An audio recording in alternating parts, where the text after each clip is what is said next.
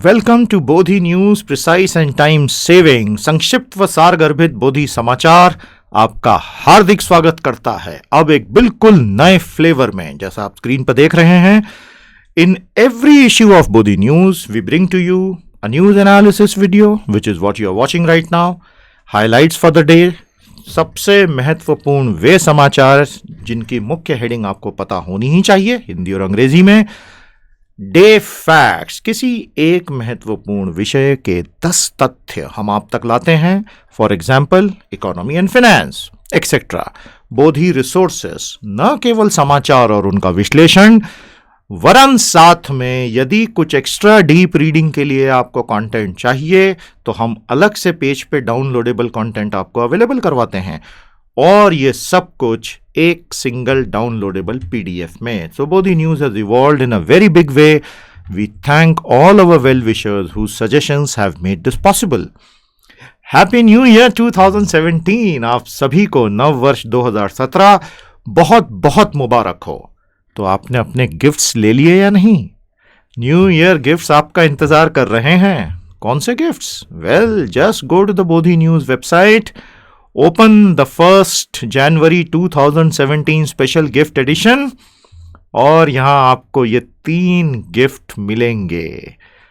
तो पहला गिफ्ट आपको दिसंबर 2016 के सभी समाचारों का एक ही पीडीएफ में संकलन, प्रोफेशनल डेवलपमेंट, सेल्फ डेवलपमेंट और हर परीक्षा के लिए बेहद उपयोगी। और बाकी तो देख लीजिए, आज के सेशन में अलग से भी बताएंगे। So once again, wishing you a great and successful 2017. A very amazing and new gift that we have brought for you, Samiksha, the live current affairs review. समीक्षा, जो कि जीवंत समसामयिक घटनाओं के रिव्यू लेक्चर्स होंगे, आप पूर्णतः निशुल्क एनरोलमेंट यहां जाके कर सकते हैं। आपको हमने स्क्रीन पर लिंक भी दी है। इस लिंक को अपने यूआरएल में ब्राउजर के प्रॉपरली टाइप कीजिए, स्पेलिंग्स, और ये पेज जब खुलेगा इस फॉर्म को जाके भर दीजिए। हर 15 दिन में एक समीक्षा live current affairs review session होगा। आपको वो लिंक भेज दी जाएगी, उसे देखें, पढ़ें और लाइव लेक्चर्स का 6 महीने तक आनंद लेते रहें। We hope this will really help you. Bodhi News has been found useful for all these segments. इन सभी के लिए बोधी समाचार सेवा संक्षिप्त व सारगर्भित बेहद लाभदायक सिद्ध हो रही है, ऐसे ही होती रहेगी। How Bodhi news analysis is different. 8 things make us very different. Interpretation between the lines, not just parroting out what is written, anybody can do that. Pointing out the errors and limitations even in editorials. जो लोग regularly हमें follow कर रहे हैं वो जानते हैं कि किस तरह संपादकीय लेखों में भी कमियां हो सकती हैं, जो हम हमारा विनम्र प्रयास करते हैं कि आपकी नज़र में ले आएं, और फिर आपका अपना डिस्क्रिशन है। मल्टीपल सोर्सेस, हम किसी एक अखबार या एक चैनल से चिपक कर तोते के जैसे रट बिल्कुल नहीं लगाते कि बस ये एक अखबार पढ़ लो, क्योंकि दुनिया वैसी नहीं है। विद्वत्ता और बुद्धिमत्ता और विजडम जहां से मिले ले लेना चाहिए, और इसीलिए हम रोटेशन से चलते हैं। इन सभी सोर्सेस को हम यूज करते हैं, और ये एक बहुत इंपॉर्टेंट पॉइंट है, वक्त के साथ आप समझेंगे। All our sessions are bilingual, ताकि अंग्रेजी और हिंदी दोनों माध्यम के छात्रों को पूरा लाभ पहुंचे। We are very regular, 4 to 5 times a week with supporting PDFs. Solid extra support through Bodhi booster knowledge portal. ध्यान रखें, बोधी समाचार सेवा तो आपको दैनंदिन समाचार और विश्लेषण दे ही रही है। For those of you who have a very curious, inquisitive and a very strong intellect and you want to develop it, Bodhi booster knowledge portal helps you.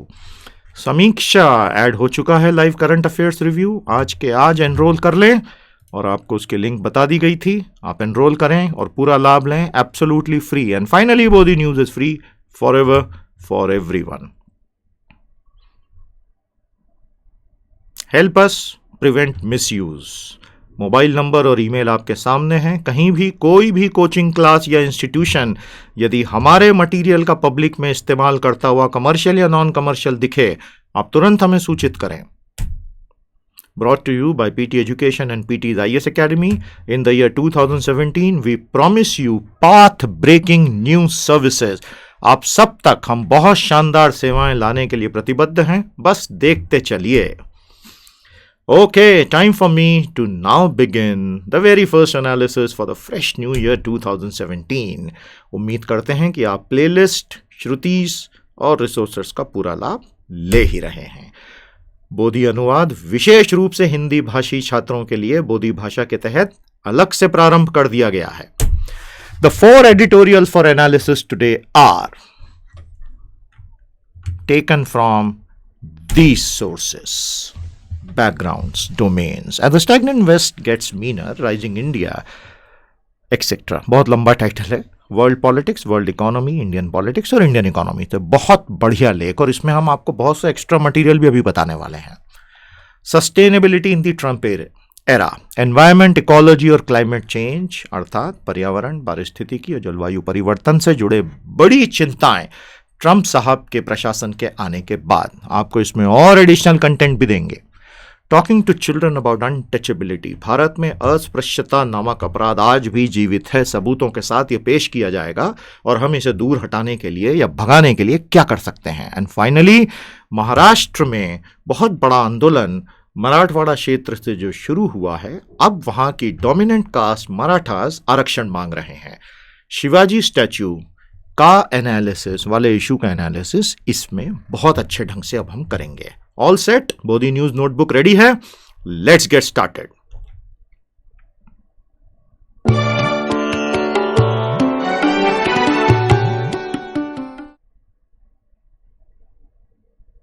As the stagnant West gets meaner, rising India spells hope, but there is a big if.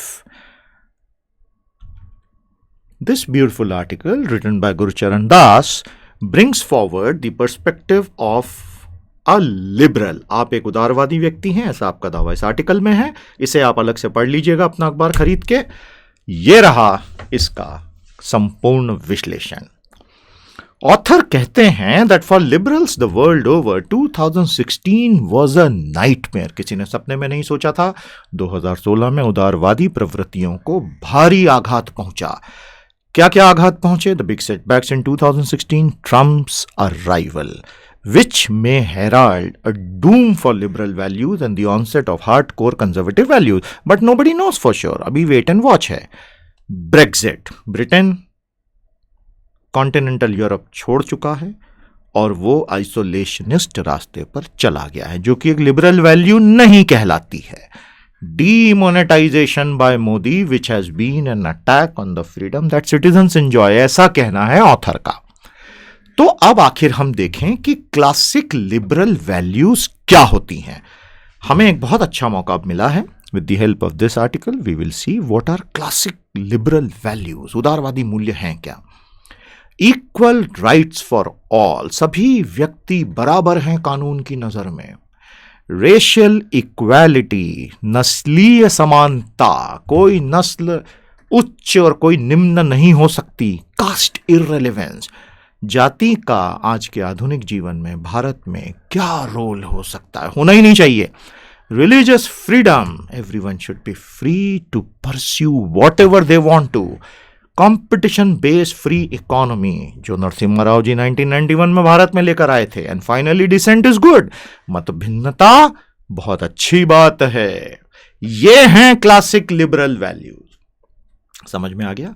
तो ये जो सारा debate विश्व राजनीति और भारतीय सामाजिक debate में सेंटर स्टेज आ गया है, लिबरलिज्म वर्सेस राइट विंगिज्म, तो वैल्यूज ये है. इस पर आप अपने विचार रख सकते हैं.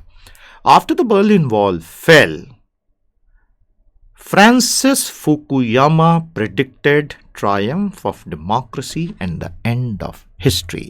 एक बहुत बड़े चिंतक हैं अमेरिका के, जिनका नाम है फ्रांसिस फुकुयामा. चिंतक जो चिंता करे.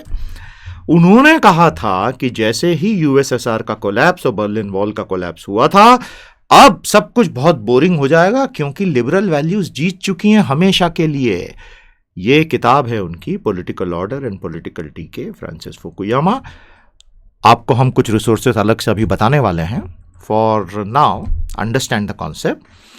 Fukuyama said that since the liberal order has won, so obviously democracy will win. ये 91 की बात हो रही है. And even China will ultimately slowly move towards democracy. And while all that happens, ये prediction था जो आज गलत है, the courage to fight for abstract goals or ideals will be dulled by ever more satisfaction from greater consumerism. ये तो हो ही गया है. आप और हम सब कितने आलसी हो गए. जब आदर्शों के लिए लड़ने की बात आती है तो हम अपने व्यक्तिगत जीवन की भौतिकतावादी आराम पसंद जिंदगी को छोड़ ही नहीं पा रहे हैं. ये तो हम सभी फील करते हैं. तो फुकुयामा उस कंटेक्स्ट में तो सही थे, but otherwise he seems to have gone horribly wrong. Why? China has adopted Marxist capitalism, giving wealth without freedom.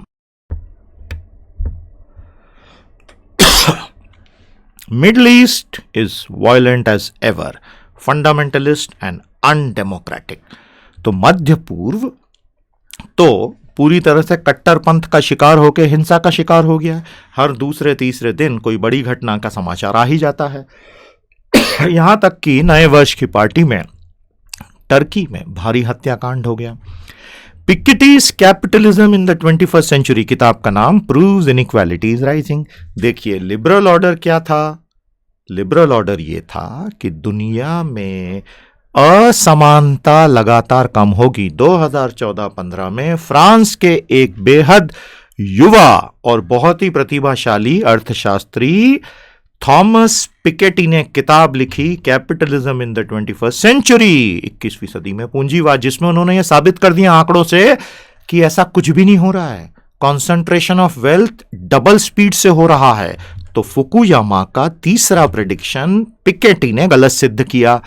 And white man of the west have turned xenophobic. Trump साहब की victory ने साबित कर दिया गोरी चमड़ी वाले ज्यादातर मर्दों ने ट्रम्प साहब को वोट दिया क्योंकि वो जीनोफोबिया का शिकार हो गए. What is xenophobia? An excessive fear of anything not native. किसी भी प्रकार की विदेशी वस्तु या व्यक्ति का के प्रति बहुत ज्यादा डर, उसको कहते हैं जीनोफोबिया. ठीक है. बट अब ऑथर थोड़े से पॉजिटिव हो जाते हैं. 1945 के बाद का विश्व overall has been peaceful.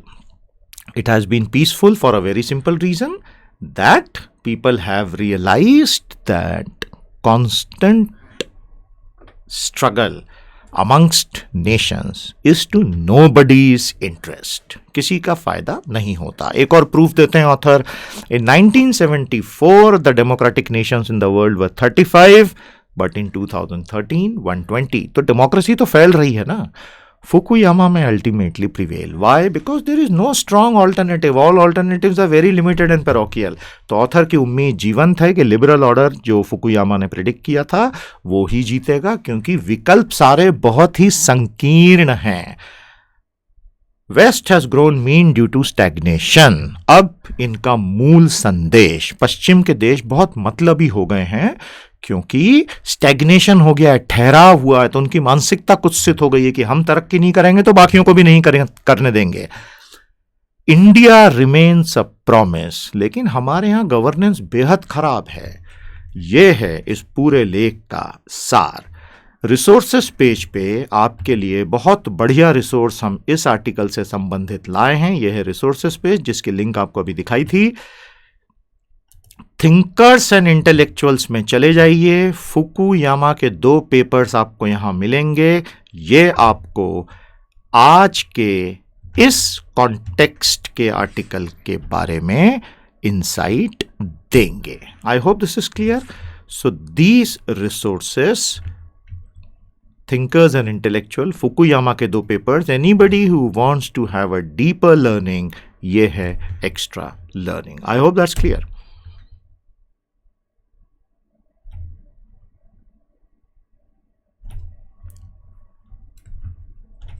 Possible exam questions. 3 question screen पे हैं, हिंदी में दोहरा देता हूं. उदारवादी चिंतकों ने जो भविष्यवाणियां की थी उससे उलट दिशा में ऐसे कौन से कारक आ गए जिन्होंने विश्व राजनीति के मौजूदा परिवर्तनों को जन्म दिया. Second question on the screen in English. I will repeat in Hindi. यदि विश्व राजनीति पूरी तरह से पुनर्परिभाषित हो रही है तो भारत क्या करे? Third question I will repeat in Hindi. वे कौन से 5 महत्वपूर्ण घटनाएं हुई हैं जो हमें बताती हैं कि एक उदारवादी विश्व व्यवस्था टूट रही है? I hope these 3 questions give you a good enough hint and you will be able to write some mini or a big essay.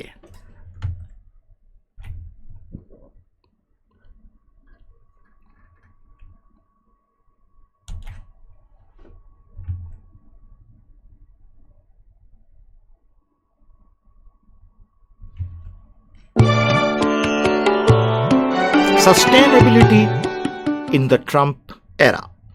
Environment, ecology, climate change, world politics. A very important theme. Let's understand. Everybody seems to be scared that Donald Trump may actually end up reversing the gains achieved from the climate change conferences and consensus so far. सभी को चिंता है कि Donald Trump जलवायु परिवर्तन पर दुनिया भर के बड़े बड़े सम्मेलनों में जो सहमतियां बनी हैं उन्हें पूरी तरह से पलट देंगे। लेकिन हमें इतना निराश होने की आवश्यकता नहीं है। ऑथर कुछ रास्ता बताते हैं। Let us see the various perspectives here. Trump's victory surely means a huge setback for climate change warriors. Trump की विजय निश्चित तौर पर जलवायु परिवर्तन से लड़ने वालों के लिए एक बहुत बड़ा झटका सिद्ध हो रही है।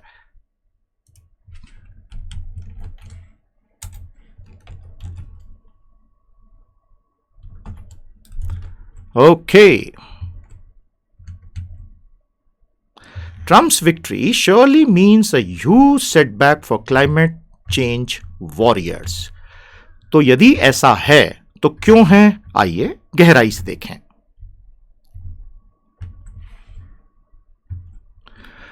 US oil, gas and coal producers will get a huge support from the incoming Trump administration, destroying climate change progress. सबसे मूल चिंता यह है ऑथर की और दुनिया भर के क्लाइमेट वॉरियर्स की कि अमेरिका में जितने भी तेल उत्पादक कंपनियां हैं या गैस या कोयला उत्पादक हैं, अब आने वाला प्रशासन, क्योंकि वो ये मानता ही नहीं है कि क्लाइमेट चेंज हो रहा है, अतः इन्हें हो सकता है इतना सपोर्ट मिले कि और एक्सेसिव मैन्युफैक्चरिंग करने से होने वाले कार्बन एमिशन से विश्व में क्लाइमेट चेंज बिगड़ता जाए, सुधरने के बजाय। यह है सारी चिंता।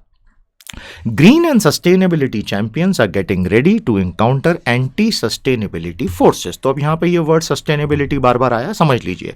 सस्टेनेबिलिटी मीन्स धारणीयता। Sustainability means adopting those kind of manufacturing practices which will not destroy the ecological balance in the world. अब लोगों को चिंता है कि शायद इस पर ही आंच आ जाए, सस्टेनेबिलिटी टैक्टिक्स ही सस्टेनेबल न रहें। COP22 Climate Conference, Marrakech 2016 debated how COP21 Paris might not be honored. सभी को पता है कॉन्फ्रेंस ऑफ पार्टीज नंबर 22 जो जलवायु परिवर्तन पर सम्मेलन मरक्केच में 2016 में हुआ, उसमें यह डिबेट हुआ कि 21वें सम्मेलन में जो पेरिस एग्रीमेंट हुआ था क्या अब वो खतरे में पड़ चुका है। इस पर आपको हम बहुत अच्छे resources page, Bodhi resources page पर देंगे। एनवायरमेंट, इकोलॉजी और क्लाइमेट चेंज पर आ जाइए। यहां आपको COP22 मरक्केच प्लान ऑफ एक्शन मिल जाएगा, कृपया डाउनलोड कर लीजिएगा। दिस इज फॉर ऑल दो serious students who want a comprehensive preparation. डर क्या है? ABC 3 तरीके से ट्रंप साहब नुकसान दे सकते हैं। Point number 5 on the screen. COP21 में be killed outright. Conference of party 21 जिससे पेरिस एग्रीमेंट निकला, हो सकता है Trump may tear that agreement. B, US could refuse to pay its share. America कह सकता है मैं अपने हिस्से का कंट्रीब्यूशन नहीं करूंगा, तो उससे दूसरे हतोत्साहित हो जाएंगे। C, US could ask everyone to do more there by destroying it. ये भी तो हो सकता है ना, एग्रीमेंट को समाप्त करने का बड़ा अच्छा तरीका, दूसरों को बोलो ज्यादा पैसे दो, तो कोई भी नहीं देगा तो एग्रीमेंट वैसे ही तबाह हो जाएगा। These are the real worries. Sixth, we don't know Mr. Trump's mind because he himself doesn't know it so far. We must mobilize positive forces so that the diehards have some moderates to contend with. Author कहते हैं, do not give up so quickly. Nobody really knows what Mr. Trump in concrete terms is thinking about climate change because Mr. Trump perhaps himself has not thought about it. So let the moderate forces come together so that the extreme forces can be countered. कौन कौन parties महत्वपूर्ण role अदा करेंगी? A, the US state governments and legislatures, 50 states हैं, 50 legislatures हैं, इन सबको जागरूक किया जाए. B, NGOs and local communities and American corporations. A B C D in point 7 सबसे महत्वपूर्ण पार्टी ये 4 हैं. Second, 200 members of the United Nations who adopted the Sustainable Development Goals in 2015. सभी को पता है MDGs कंप्लीट होने के बाद संयुक्त राष्ट्र ने SDG अडॉप्ट किए थे. यदि 200 देश ये मानते हैं कि SDG आवश्यक हैं, तो क्या ट्रम्प साहब अकेले उन सबको नलिफाई कर देंगे? Author says that is not possible and hence let us not lose hope. ये कंटेक्स्ट समझ में आ गया. Point number 8, Trump administration must be told by everyone like us, author कहते हैं, that the combined benefit is far more than for anyone. That no sustainability agenda will make US less attractive to investors and hence consequently less prosperous. So don't tread that path. यदि Trump साहब को हम ये समझा दें कि यदि धारणीयता का रास्ता आपने छोड़ दिया तो आधुनिक निवेशक आपसे दूर भाग सकते हैं, तो क्या आप वाकई ऐसा चाहते हैं? और अल्टीमेटली नवंबर 2016 में इसका सबूत भी मिला जब अमेरिका की 365 बड़ी कंपनियों और निवेशकों ने एक सार्वजनिक वक्तव्य जारी करके कह दिया कि पेरिस क्लाइमेट एग्रीमेंट को अबैंडन मत करो. आई hope this data point will help you. 9, China is not anti climate now. In fact इतना परिवर्तन पिछले कुछ सालों में आ गया है कि चीन भी जलवायु परिवर्तन की हकीकत को स्वीकारता है. तो अमेरिका अकेला पड़ जाएगा, मत करो ऐसा. ये आर्ग्यूमेंट ट्रम्प साहब को दिए जाएं. This is what the author is saying. अंत में आप और मैं सामान्य नागरिक सबसे ताकतवर हैं. नहीं, हंसिए मत, वाकई में हम ताकतवर हैं. कैसे? Consumers world wide should boycott unsustainable services and products.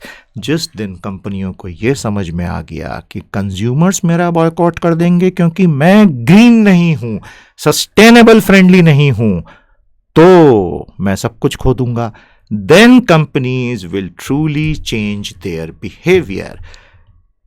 Bodhi resources page पर जाकर एनवायरमेंट और इकोलॉजी से संबंधित specifically COP22 conference of parties download कर लीजिए डॉक्यूमेंट और पढ़ लीजिए. सब कुछ आपको मिल जाएगा.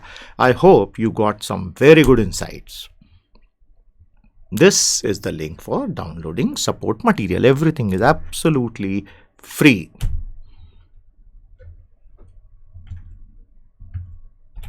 Here are some possible exam questions. 3 question screen पे हैं, मैं हिंदी में रिपीट कर देता हूं. जलवायु परिवर्तन पर ट्रम्प साहब के डरावने वक्तव्यों को हकीकत में हम किस प्रकार से लड़ सकते हैं, या सब कुछ समाप्त हो चुका है? द सेकेंड क्वेश्चन, इन अलग अलग शब्दावलियों को समझाइए. COP, UNFCCC, climate agenda, Paris agreement. ये तो सवाल अलग अलग परीक्षाओं में आएंगे ही. तीसरा प्रश्न, COP21 इतना प्रसिद्ध क्यों हुआ और NDCs क्या है, नेशनली डिटरमिन्ड कॉन्ट्रीब्यूशंस. तो ये सारे प्रश्नों के जवाब आपको इस प्रकार के एनालिसिस से और उस तरह के जो रिसोर्सेस आपको दिखाए गए मिल जाएंगे. We hope this helps you in your professional personal development as well as for any exam you might be planning to right.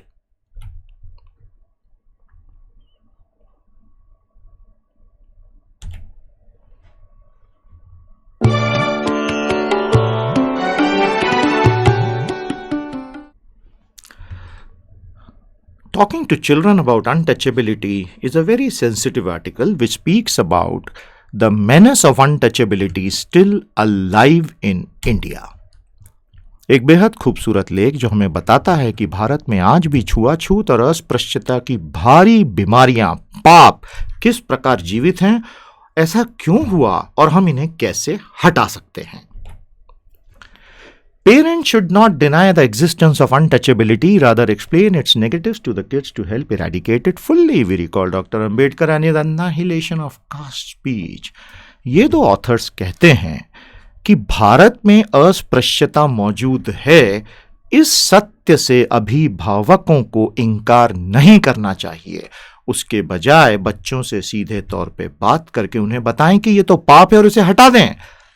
इस कॉन्टेक्स्ट में डॉक्टर भीमराव अंबेडकर साहब का एक बेहद खूबसूरत और ताकतवर भाषण एनाहिलेशन ऑफ कास्ट यानी जाति प्रथा का विनाश हमें यहां पर याद आता है।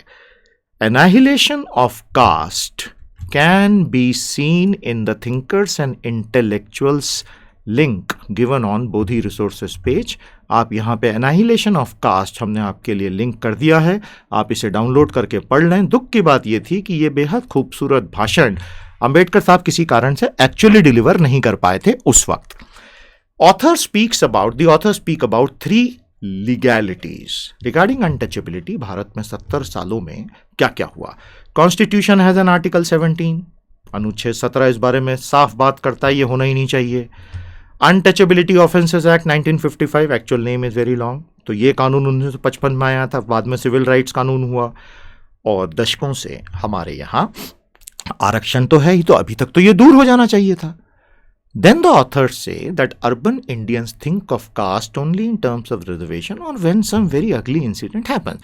भारत के जितने भी शहरी लोग हैं, आप में से कई, वो अक्सर जाति प्रथा से जुड़े आरक्षणों को तभी याद करते हैं जब जाति प्रथा के बारे में तभी याद करते हैं जब आरक्षण का कोई मुद्दा आता है या जब कोई मारपीट की घटना होती है। उसके अलावा वो ये मान के चल रहे हैं कि जाति प्रथा तो समाप्त हो चुकी है।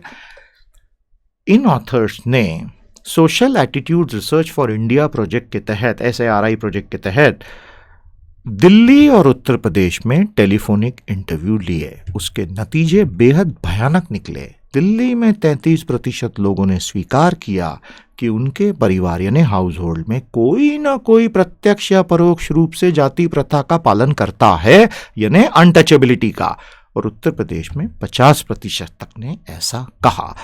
सर्वे में यह भी पता चला कि in women the percentage of those who accepted this turned out to be higher. फिर ऑथर्स उसको समझाने का प्रयास करते हैं कि it is possibly because of the day to day issues related to food, utensils and domestic health, जिस वजह से शायद वो परसेंटेज ज्यादा दिखा होगा। इसलिए नहीं कि पुरुषों में वाकई में ये कम विश्वास है। Many urban families encounter this issue when college admissions for their children comes up and the questions start popping up from the children's side. जब भारत के शहरी परिवारों में बच्चों को कॉलेज में एडमिशन दिलाने का समय आता है, तभी ज्यादातर परिवार इस समस्या से रूबरू होते हैं, क्योंकि तब बच्चे सवाल पूछते हैं। अदरवाइज तो ये मान के चल रहे हैं कि समस्या है ही नहीं, जबकि ये समस्या है। यह है मेन मुद्दा। अमेरिका के कुछ बहुत अच्छे एक्सपेरिमेंट्स की वो बात करते हैं। उसके पहले पॉइंट 7, आज अभिभावकों यानी पेरेंट्स और टीचर्स और सरकार तीनों की जिम्मेदारी है कि इस बारे में बात करें। इंडिया में नॉर्मली अभी ये हो गया कि सब चुप बैठे हैं। It is understood that the issue is over because in point 2, Article 17, Untouchability Offences Act, that has taken care of it. And reservations have given the due benefit to all the backward classes, और उनका अब उत्थान हो चुका है, जबकि ऐसा नहीं है। तो हम इस बारे में खुलकर बात करें ताकि समस्या से हम रूबरू हो जाएं। अदरवाइज हाउ विल वी, तो डिनाइल मोड चलेगा नहीं। अमेरिका के स्कूल के कुछ प्रयोग देखिए, ये बहुत इंपॉर्टेंट पॉइंट है, ध्यान से समझ लेना। White kids learning both about the accomplishments and discrimination faced by the blacks became adults as less biased rather than those who only read about accomplishments. वो गोरे बच्चे जिन्हें बचपन में स्कूलों में टीचर्स और पेरेंट्स ने घर पर काले बच्चों या काले पुरुषों और स्त्रियों, ब्लैक, वहां पे black is an accepted term इसलिए हम भी यूज कर रहे हैं, काली चमड़ी वाले, बेसिकली अफ्रीकन अमेरिकन, जिनके एकम्प्लिशमेंट और डिस्क्रिमिनेशन दोनों के बारे में पढ़ा, यानी उपलब्धियां और भेदभाव दोनों को सीखा, वो लोग कम पक्षपाती बने। They became less biased as adults.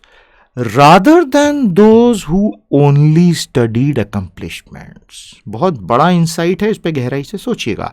तो क्या भारत की शिक्षा व्यवस्था में हमें डिस्क्रिमिनेशन क्या क्या बड़े हमारे लोगों ने फेस किया जो इन तथाकथित पिछड़ी जातियों से आए थे, क्या उससे भारत ज्यादा संवेदनशील बनेगा? This is the question they are raising. You may agree, you may disagree.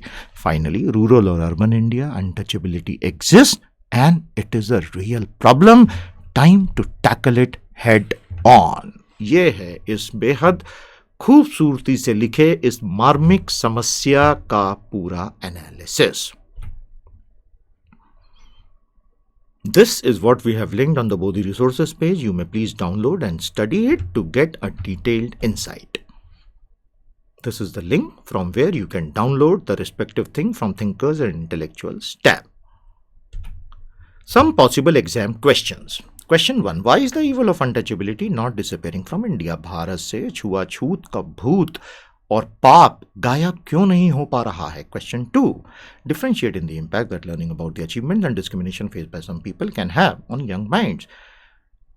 युवा मन पर या मस्तिष्कों पर या व्यक्तित्वों पर यदि उपलब्धियों और भेदभाव दोनों के बारे में बात की जाए तो क्या प्रभाव पड़ेगा, बजाय केवल उपलब्धियों के बारे में?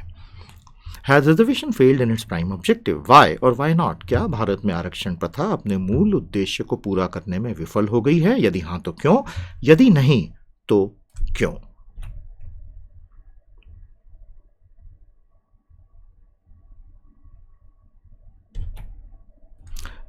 Remember to use the playlist, the Shrutis, the resources, and the content PDFs regularly.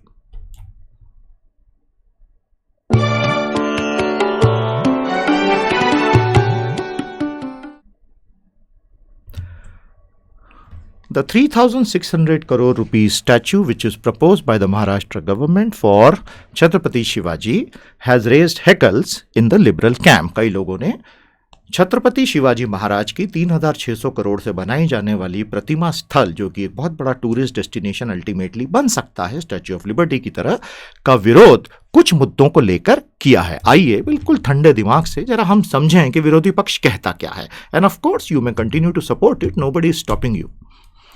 यह है वो खूबसूरत लेख जो कुछ ऐसे मुद्दे उठा रहा है जो ये बताता है कि हमारी प्रायोरिटीज क्या होनी चाहिए। And as I said, you may totally disagree with it. As Maharashtra looks for solutions, colossal and absurdly expensive statues cannot resolve its crisis. इसका मतलब महाराष्ट्र आज जो सामाजिक समस्याओं का समाधान खोज रहा है, तो इस तरह की बहुत बड़ी और धन की बर्बादी करने वाली प्रतिमाओं से संकट का समाधान नहीं होने वाला। Icons are very useful for a nation. They inspire and create a national attachment. किसी भी देश में प्रतीक, चिन्ह यानी आइकॉन, शिवाजी सबसे बड़े आइकन है भारत के, वो बहुत उपयोगी होते हैं क्योंकि उससे एक इमोशनल अटैचमेंट आता है। ऑथर कहती हैं, लेकिन यहां ऐसा नहीं हो रहा है। यहां शिवाजी के नाम को it is being exploited for politics and it is being used to hide governments failure in giving real solution. सरकारें समाधान तो दे नहीं पा रही हैं, तो शिवाजी के नाम के पीछे ओट लेके छुप जाती हैं बचने के लिए। Shivaji statue etc. is to calm down the Maratha community which is agitated and asking for reservations, although they are landed, powerful and large in numbers. Shivaji की ये प्रतिमा बनाने का विचार इसलिए आया है कि महाराष्ट्र में मराठा जाति द्वारा, जो कि संख्या में 33% हैं, बहुत ताकतवर हैं और ऐतिहासिक रूप से जमीनों के स्वामी रहे हैं, आज वे नई उभरती आर्थिक व्यवस्था में आरक्षण मांगने लगे हैं। इसलिए यह प्रोजेक्ट लाया गया है। Recent Maratha rallies saw huge turnouts with politicians asked to stay at the back, not front. सभी को पता है मराठवाड़ा क्षेत्र से मराठों की बहुत बड़ी बड़ी रैलीज का एक 2016 में, पूरे 2016 में बहुत सारी रैलीज निकली जिसमें मराठों के साथ न्याय की मांग की गई। ध्यान रखें, शिवाजी महाराज तो मराठा क्षत्रिय गौरव के सबसे बड़े प्रतीक चिन्ह रहे हैं, जिन्होंने भारत में मुगल साम्राज्य को पूरी तरह से तबाह करके रख दिया था। 14 वर्ष की उम्र में केवल 20 दोस्तों के साथ शिवाजी ने अपनी यात्रा शुरू की थी और उन्होंने अल्टीमेटली पूरे मुगल साम्राज्य की नींव हिला के रख दी।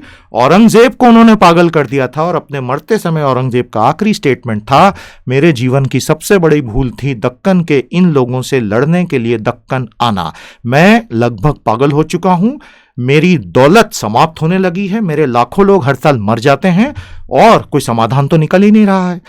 That was the calibre of Chhatrapati Shivaji Maharaj. तो क्या स्टैच्यूज के जरिए हम समाधान निकालेंगे? ऑथर का कहना यह है। India's deep economic and political crisis, Jats of Haryana, Patidars of Gujarat, it's a new mutation of the Mandal phenomenon. Author कहती हैं कि जितनी तथाकथित और ऐतिहासिक रूप से अगड़ी जातियां रही हैं, हरियाणा के जाट, गुजरात के पाटीदार, महाराष्ट्र के मराठा, ये सब ऐसा क्या हो गया कि मंडल कमीशन के बाद जो हुआ था उसका रिवर्स अब होने लग गया है। तब पिछड़ों ने आरक्षण मांगा, अब अगड़े आरक्षण मांग रहे हैं। Young Marathas who want modern professional jobs, can they be appeased by statues or tourist destinations? Maybe economically ये एक बहुत अच्छा टूरिस्ट निर्णय हो जाएगा डेस्टिनेशन का, लेकिन क्या उन युवा मराठों को जिस तरह की नौकरियां प्रोफेशनल जॉब्स में चाहिए, क्या वो मिल पाएंगी? Statue of Liberty was given to the prosperous Americans in 1886 by the prosperous French as an appreciation for establishing democracy and for abolishing slavery. तो स्टैच्यू ऑफ लिबर्टी से कंपैरिजन बता रही हैं ऑथर की गलत इसलिए है क्योंकि फ्रांसीसी लोगों ने अपने पैसे से एक समृद्ध अमेरिका को लोकतंत्र की स्थापना और गुलामी निवारण या गुलामी को खत्म करने के तोहफे के रूप में स्टैच्यू ऑफ लिबर्टी दी थी। यहां तो ऐसा कुछ भी नहीं हो रहा है।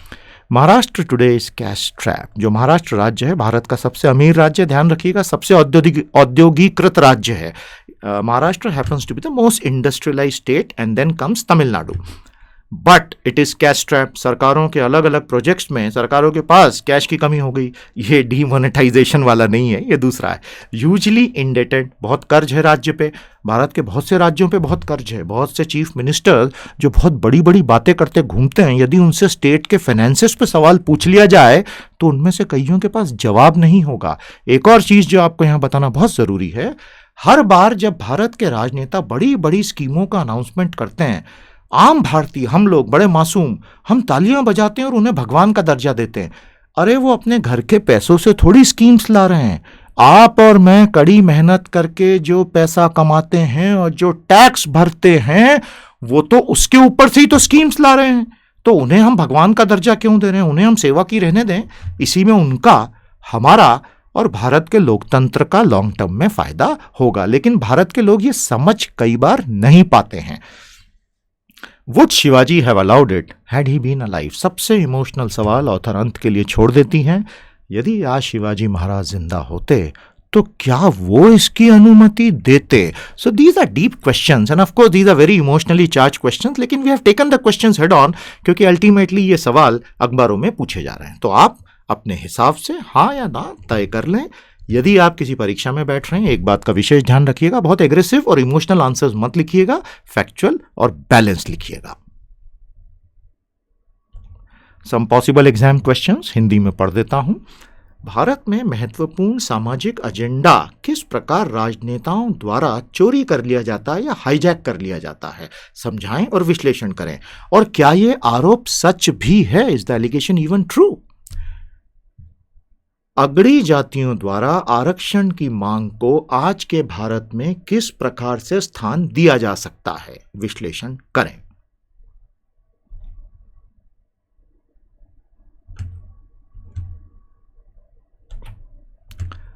As we draw towards the close, Bodhi Bhasha resources are now available. Easy, spontaneous and practical way to learn English. सरल, सहज, उपयोगी पद्धति से अंग्रेजी सीखने के लिए बोधि भाषा पोर्टल भी चालू हो गया है। विशेष रूप से बोधि अनुवाद अवश्य देखिएगा, पूरा लाभ लीजिएगा। For deeper learning resources, enroll for Bodhi Booster Premium, which is separately available as a part of our UPSC self-prep course itself.